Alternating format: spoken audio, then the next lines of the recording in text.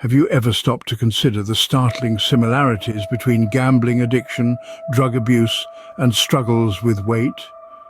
At first glance, these issues may seem worlds apart, yet they share striking parallels that bear closer examination. Engaging in a high-stakes poker game, injecting a harmful substance, or reaching for that extra slice of cake, all these actions stem from the same root. They are all expressions of a deep-seated need, an urge that overpowers reason, and a hunger that the mind often mistakes for physical craving. You see, our brains are wired to seek pleasure and avoid pain.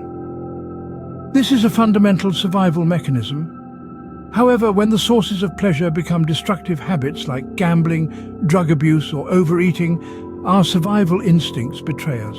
Each of these problems is a form of addiction. They are all compulsions that have spiraled out of control, consuming the individual's life and often affecting those around them. And each one, at its core, is a misguided attempt to cope with stress, anxiety, or other underlying emotional issues. Just as a gambler is lured by the thrill of the game, so too is a drug user enthralled by the escape that substances provide.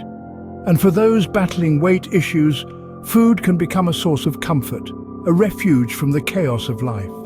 The pleasure derived from these activities creates a powerful reward loop in the brain, making it difficult to break free from these destructive habits.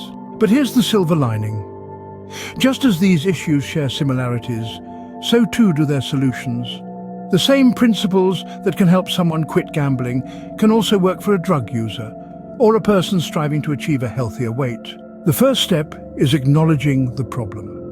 It's about recognizing the destructive patterns and making a conscious decision to change.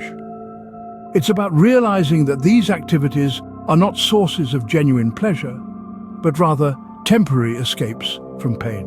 Next comes the hard part, breaking the cycle.